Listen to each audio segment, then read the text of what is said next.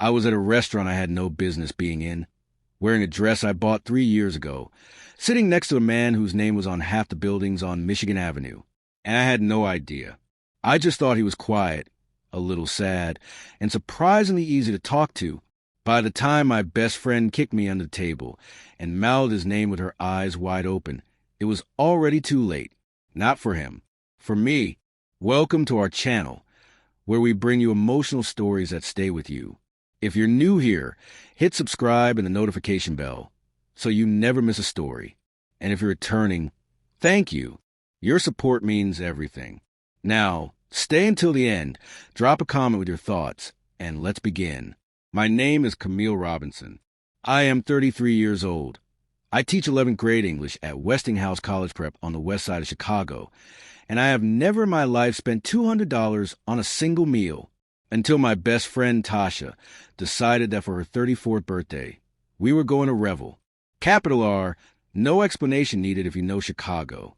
If you don't know it, picture this. White tablecloths so bright they almost hurt your eyes. Waiters who glide instead of walk. A menu with no prices on it, which I learned later is not an accident. That is a whole entire power move. If you have to ask, you already don't belong. I almost didn't go. I had a stack of essays on my kitchen table about the Great Gatsby that weren't going to grade themselves. My edges needed a touch-up, and I was still tired from parent-teacher conferences the week before. But Tasha had been my best friend since 7th grade at Marshall High School, and she asked me with that voice. The one that sounds like she might cry, even though she absolutely will not cry. So I put on the black wrap dress. I flat-ironed my hair. I sprayed on the perfume I only use for occasions, and I took the red line downtown because I was not paying for parking anywhere near Michigan Avenue. There were 4 of us at the table. Tasha, her co-worker Bree, who I like fine, and Bree's friend Kezia, who talked mostly about her Pilates instructor the whole night. I sat at the end closest to a window and tried to look like I ate at places like this regularly. The table next to ours was set for 2, but only one person sat down. A man. He came in maybe 15 minutes after we did. No fanfare. Just a dark wool coat that he folded over the back of his chair, a charcoal gray suit underneath, and the kind of quiet that isn't shy. It's contained. Like someone who learned a long time ago how to take up exactly the amount of space he wanted and not a single inch more. I noticed him the way you notice something that doesn't quite fit the noise of a room. Everyone else at Revel was performing, laughing a little too loud, checking who was looking, angling for the right Instagram light. This man just sat there and looked at the menu like it was the only thing in the room. I looked back at my own menu and tried not to think about what I was going to order. I had done the math on the train. I had $240 in my checking account, $60 in cash, and my card would work, but I was going to feel it for the next 2 weeks. I decided I would get one thing and make it count. I ordered filet mignon, medium, with the truffle butter, because if I was going to do this, I was going to do it right. What happened next was either the best or worst thing depending on how you look at it. The waiter came back looking slightly pained and leaned down to speak quietly to both our table and the man next to us at the same time. Apparently, there had been a miscommunication in the kitchen. 2 tables had ordered the same preparation, the same cut, and there was only one left for the night. He was very sorry. Would either party be open to an alternative, or would one of us like to take it? Tasha and Bree and Kezia all looked at me because I was the one who ordered it. The man at the next table looked up from whatever he was reading on his phone. We looked at each other. He had hazel eyes. I remember thinking that specifically because I wasn't expecting it, and he looked tired. Not sleepy or tired. The other kind. I said he could have it. He said no, I should take it. I ordered first. I said I wasn't sure about that actually, and he could go ahead. He said he genuinely did not mind and he would order something else. I said that felt rude on my part. He almost smiled. Not quite, but almost. He said, "How about this? We split it, and you tell me if it's worth the argument." Tasha made a sound next to me that I chose to ignore. I said okay. And that was how I ended up sharing a steak with Andre Mercer, without knowing he was Andre Mercer. The waiter looked quietly horrified, but recovered professionally and had the kitchen plated 2 ways. Andre asked if he could move his seat slightly, so we weren't shouting across the gap, and the waiter moved his seat to the corner of our two tables without another word. His name was Andre. That was all I knew for the first 45 minutes. Andre, quiet, ordered water with lemon, had good posture, and apparently had opinions about food that were thoughtful without being pretentious. He told me the truffle butter was good, but the restaurant in New York that inspired this dish did it slightly better because they use a finishing salt that changed the whole texture experience. I told him I had never been to New York. He looked at me like that was genuinely surprising information, and not in a condescending way. More like he had forgotten that not everyone had been everywhere. I asked him what he did, and he said he worked in real estate and development. I said that sounded stressful. He said it had its moments. He asked what I did, and when I told him I taught high school English on the West Side, his whole face shifted, not with pity, with something closer to respect. He said, "That's real work." I said, "So is yours probably." He said, "It's not the same." I didn't argue with him because honestly I agreed. We talked about books because I always end up talking about books. I told him I had been teaching Their Eyes Were Watching God for 6 years, and I still found something new in it every single time. He said he read it in college and remembered thinking the ending was brutal. I said the ending was the whole point. He said explain. So I did. I told him Janie didn't end up with someone. She ended up with herself. She went through all of that and came back home to her own soul, and that was a love story, not tea cake. Janie choosing herself at the end was the love story. He was quiet for a moment. Then he said, "I don't think anyone has ever explained it to me like that." I said, "That's what I'm here for." And that time he did smile. Full. It changed his whole face. He looked 5 years younger, and something tied around his eyes loosened just slightly. And I thought, whoever hurt this man did a real number on him. Tasha kicked me under the table. I ignored her. We stayed at that corner arrangement for the rest of the dinner. Kezia had moved on from her Pilates instructor to her apartment renovation, and Bree was nodding politely, and Tasha was eating her salmon and watching me with the focus of a woman gathering evidence. When the check came, Andre reached over and said, "Please allow me," for the table. I said, "Absolutely not." He said it would make him feel better about the steak situation. I said the steak situation was resolved. He said consider it a thank you for the book discussion. I said that was a stretch. Tasha said, "Girl, let the man pay." So I let him pay. And I felt complicated about it in the way I always feel complicated when someone does something generous, and I don't fully understand their reason yet. We all stood to leave. Andre helped me with my coat, without making a whole thing. Just reached for it naturally, held it open, and I slipped my arms in. His hands were on my shoulders for maybe 2 seconds, just settling the coat, nothing more. But I noticed, outside on Michigan Avenue, the cold hit us, and everyone was pulling out their phones for cabs and cars. Tasha grabbed my arm and pulled me 3 steps away from the group. She said, low and deliberate, "Camille, do you know who that is?" I said, "His name is Andre." She said, "That is Andre Mercer." I said, "Okay."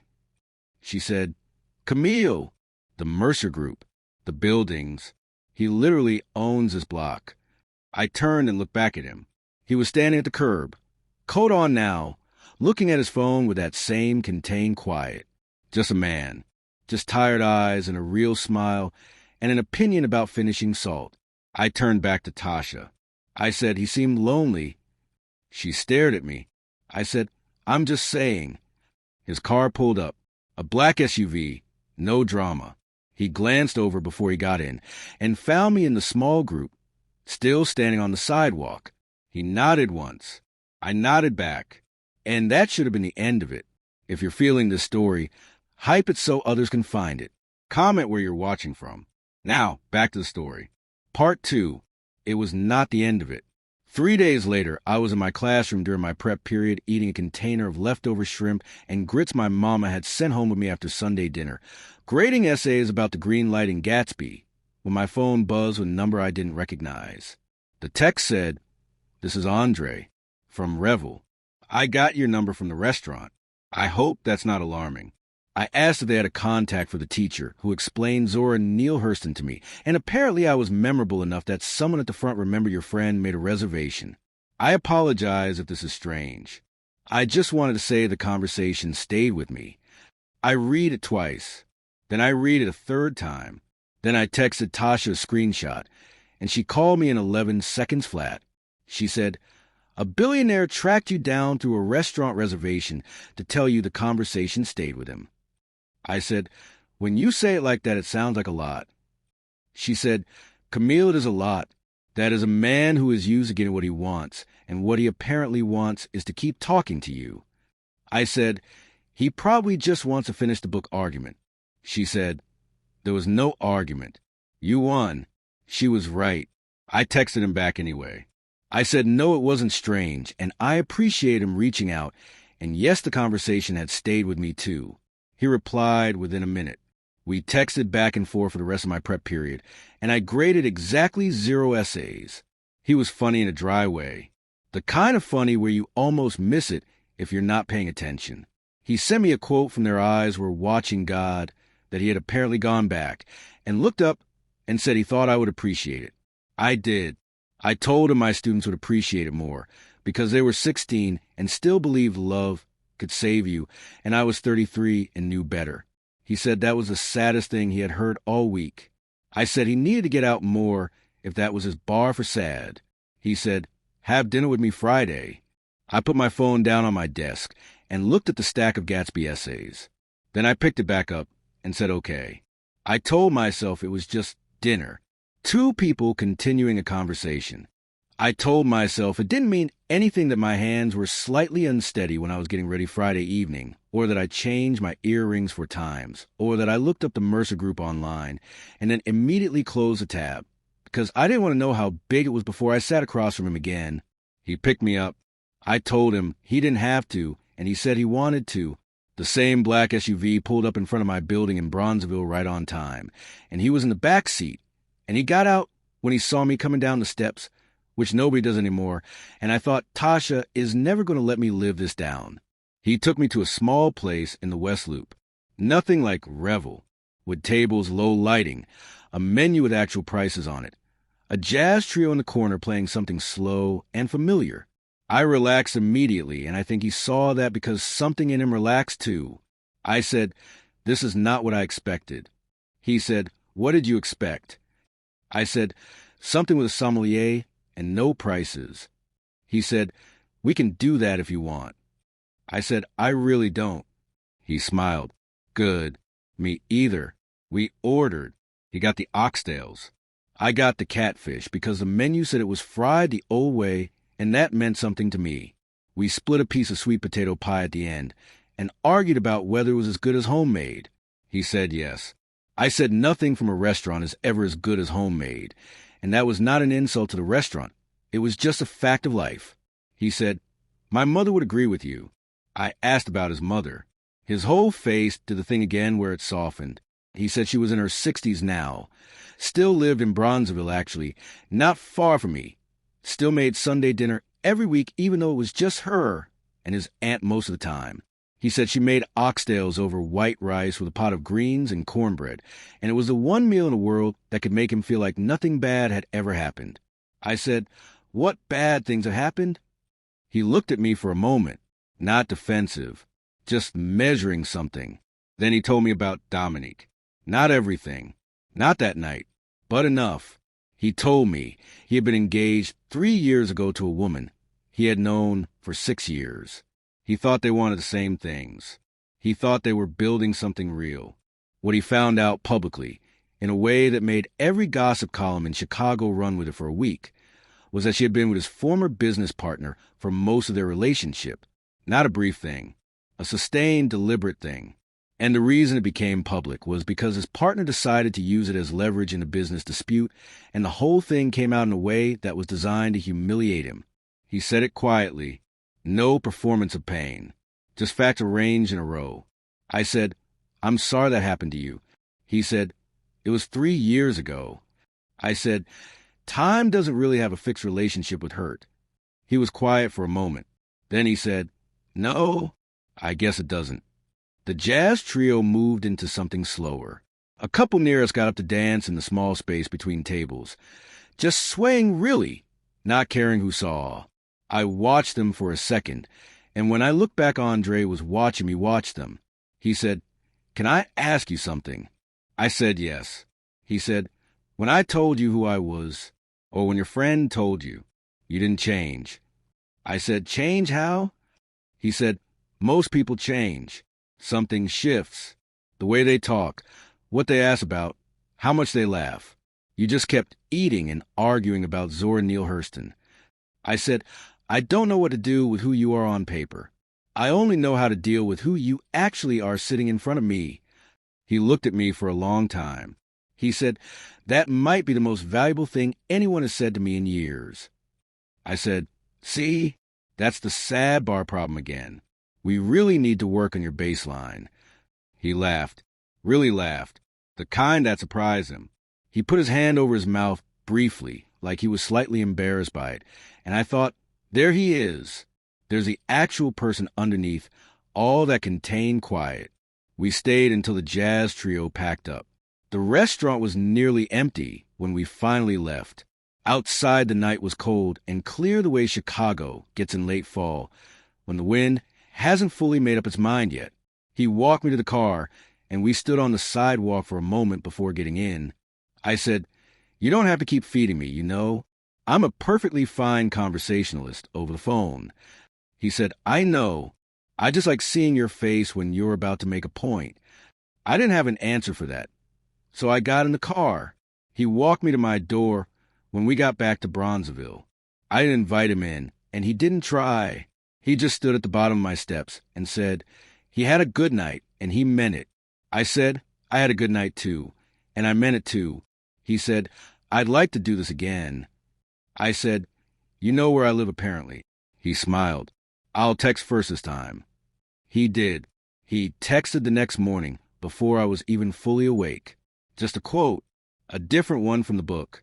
The part where Janie says she had to go there to know there. He didn't explain it. He just sent it. I lay in bed and read it 3 times and felt something I've been successfully avoiding for a long time start to move around in my chest. The next 4 weeks were the kind of thing I don't have a clean way to explain. We didn't rush anything. We talked every day.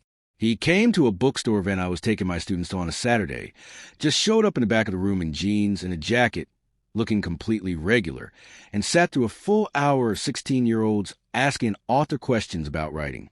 Afterward, I introduced him as my friend Andre, and not one of my students knew who he was, and he seemed genuinely happy about that. He came to my mama's house for Sunday dinner. That was his idea. I told him he didn't have to, that it was a lot, that my mama and my Auntie Rochelle were going to ask him 17 questions before he got his coat off, and my cousin Dre was going to try to talk to him about some business idea he had been sitting on since 2019. Andre said he wanted to come, so he came. My mama opened the door and looked at him and looked at me and looked back at him and said, "Come on in, baby, I made enough," which for my mama is the highest possible welcome. Auntie Rochelle asked him within 4 minutes what his intentions were. He said, "To keep showing up, ma'am, for as long as Camille will let me." Auntie Rochelle nodded like he had passed a test she had been administering for decades. Cousin Dre did bring up the business idea. Andre listened to the whole thing, asked 2 real questions, and gave him a name to contact at a small business development office without making it a big deal. Dre talked about it for the rest of dinner. We ate fried chicken, mac and cheese, collard greens with smoked ham hocks, cornbread that my mama made from scratch in a cast iron skillet, sweet potato pie for dessert. Andre ate like someone who'd been hungry for a long time and not just for food. When we were leaving, my mama held my hand at the door for a second and said quietly, "That man is good people, Camille, but he's been through something. You be patient with him." I said, "Yes, ma'am." She said, "And don't let him buy you so much stuff that you forget who you were before he showed up." I said, "Mama." She said, "I'm just saying." She was always just saying. In the car on the way back, I told him my mama liked him. He said he could tell, and it meant more to him than I probably knew. I asked him why. He said because his mother would like me too, and he already knew it, and he had been trying to figure out the right time to say that out loud. The city moved past the windows. Chicago at night in November, all lit up and cold and relentless and beautiful. I looked at the side of his face and thought about what my mama said. Good people. Been through something. I reached over and put my hand on his. He turned his palm up and held it. Neither of us said anything for the rest of the drive. December came fast the way it always does in Chicago. One morning I was standing at my whiteboard writing a discussion question about their eyes were watching God when it hit me that I had been talking to Andre every single day for 6 weeks, and not once had it felt like work. That was new information about myself.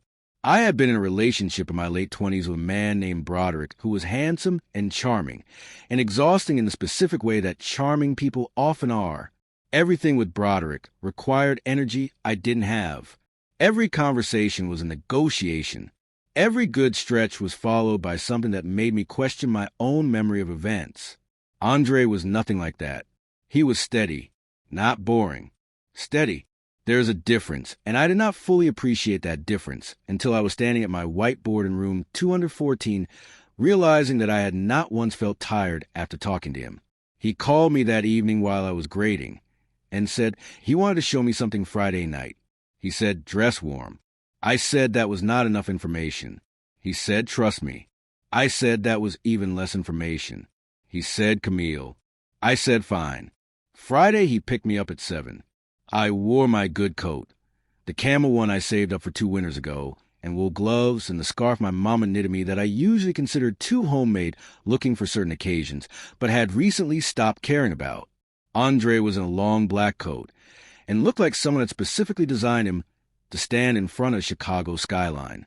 We drove north, and I started to recognize the area, and then we pulled up to a building on Michigan Avenue, and I realized it was one of his buildings, a residential tower, 40-something floors, glass and steel, the kind of building I walked past regularly without ever thinking about who owned it or what was at the top. He had a key for the private elevator. We rode up without speaking. I watched the numbers climb and felt something building in my chest that I was not ready to name yet. The elevator opened directly onto a rooftop terrace. Private, enclosed on the sides just enough to block the worst of the wind, but open above to a sky that was dark and clear and full of the kind of stars you don't usually see in the city. Someone had been up here ahead of us. There was a small table with 2 chairs, candles and glass holders burning steadily despite the cold, a bottle of wine already open, and 2 plates covered to keep them warm. I stood at the edge of the terrace and looked out at the city. Chicago from up here was something else entirely. The whole skyline spread out like it was showing off. Lake Michigan a dark sheet beyond it, the lights of the south side, and the west side and downtown all burning together into something that looked nothing like the city I navigated every day at ground level and exactly like the city I had been loving my whole life. I said, Andre? He came and stood beside me. I said, you did all this. He said, I wanted you to see it from up here at least once. I said, I've lived here my whole life, and I've never seen it like this. He said, I know. I thought about that. You know the city from the inside. I wanted you to see it from above, just once. The whole thing. I looked at him. He was looking at the skyline, but I could see his jaw was tight, in that way it got when he was trying to say something carefully.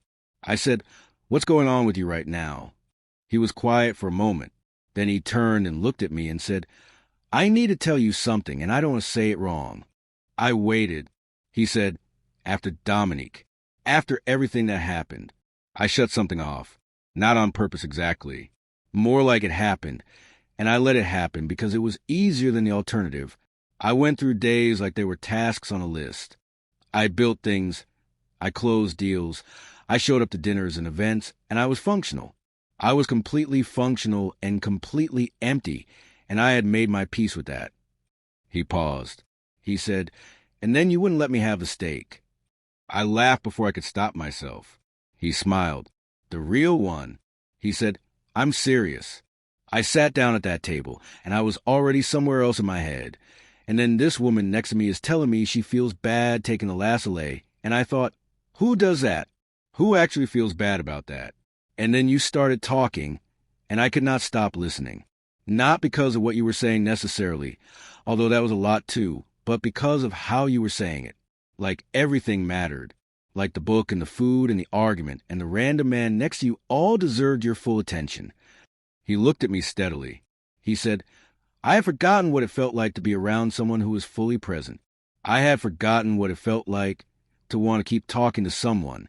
I had forgotten what it felt like to look forward to something that wasn't work. The candles were steady between us. The city was enormous and bright below. He said quietly, Only you awaken my true passion, Camille. I don't know how else to say it. I have been walking around in my own life for 3 years, and you're the first thing that has made me feel like I am actually in it. I looked at him for a long time. I thought about what my mama said. Good people. Been through something. Be patient. I thought about Janie coming back home to herself at the end of all of it. Not because she found the right person, but because she finally knew what she was worth. I thought about the fact that I had spent most of my adult life being fully present for everyone else. My students, my mama, my friends, Broderick, who never deserved it. And somewhere in there, I had quietly stopped expecting anyone to be fully present for me. I said, You know what I tell my students about that book? He said, Tell me. I said, I tell them the whole story is about a woman learning that she deserves to be chosen, not tolerated, not managed, actually chosen, and that it took her a long time to believe she was worth that. And when she finally did, everything changed. He said, Everything changed. I said, Yeah. He reached up and touched my face, just his hand against my cheek, warm against the cold air, and I leaned into it without deciding to. He said, I'm choosing you, Camille. I just want to make sure you know that. I said, I know. He said, and I'm not in a hurry. I just needed you to know where I stand. I said, Andre. He said, Yeah. I said, Stop talking. And I kissed him. It was cold, and the city was loud 40 floors below us, and the candles were burning. And somewhere across town, my mama was probably watching her shows, and Tasha was probably waiting for me to text her, and my students still had essays about Gatsby that I had not finished grading, and none of that mattered even slightly. He kissed me back like he had been careful about everything for 3 years, and had decided right now in this moment to stop being careful. His hands were on my face, and then my waist, and I thought, there it is. There's the man who was underneath all that quiet the whole time. We stayed on that rooftop for 2 hours. We ate the food that had been left warming for us. We drank the wine.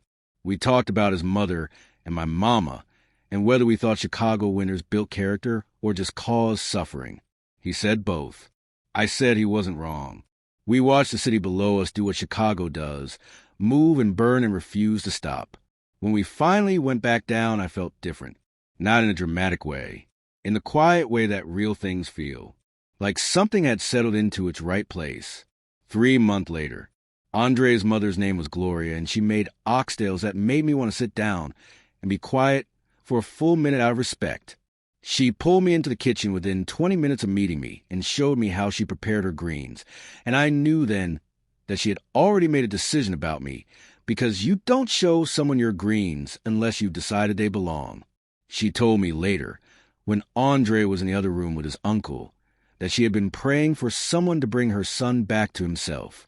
She said he had been gone from himself for a long time, and she missed him. She said she could see him again now. She said it simply, the way women who've been praying a long time say things.